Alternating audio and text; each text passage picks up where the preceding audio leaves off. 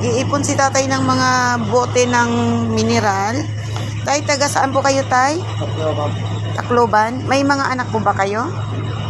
Wala kayong anak? Asawa po? Kailan pa po kayo dito sa Maynila, tay? 1992 po. 1992? Tapos since 1992, yan na po yung trabaho nyo? Hindi po. Pero may trabaho ako, Construction. Tapos ngayon saan po kayo tumutuloy? Wala po. Kahit saan po. Kahit saan lang kayo nakatira? Dito lang kayo, ganyan lang. Pagkano. Kung saan kayo naabutan ng gabi. Paano po yung pagkain nyo, tay? Binibigyan kayo. Tapos saan nyo to ibinebenta? May mga kapatid pa kayo, tay? Meron sa Sa probinsya. Wala kayo balak umuwi? Balak na po, pero wala naman kong pera. Kung sakali na magkaroon ako, tay, ng na pwede kayo makapamasahe, saan ko kayo pwede makita? Dito lang kayo? Sa street na to? So, ayan guys, dito kasi ito yung yung hotel na pinagtuluyan ko, yung City Garden. Nandito si tatay. So, sige, gano'n na lang siguro.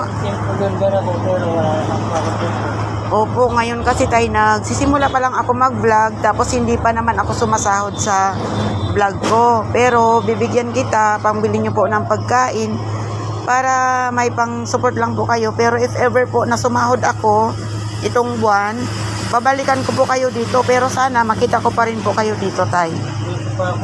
Para makauwi po kayo. Gusto nyo po umuwi sa inyo, tay? Tacloban po? Saan po sa Tacloban? Ano po? Sa Tacloban, Lete. Maras-Baras. Ayan, sa Tacloban daw si tatay, guys. So yan, bigyan ko muna si tatay kasi galing ako nag-medical, wala naman akong dalang cash na dito. Bibigyan ko si tatay ng ng 1,000 para pambili ni tatay ng pagkain.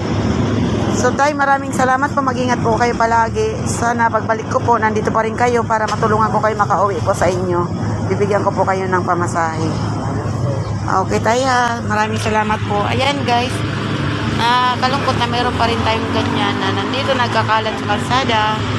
Pero si tatay, babalikan natin guys, kasi nandito lang daw siya sa street na to, balik-balik.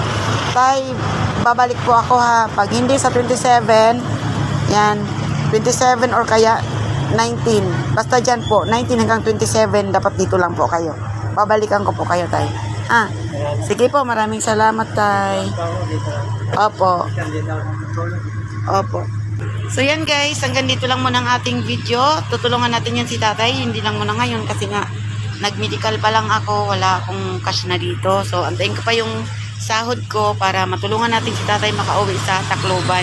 Kasi nandun daw yung mga kapatid niya. So yan, maraming salamat sa panonood. Bye!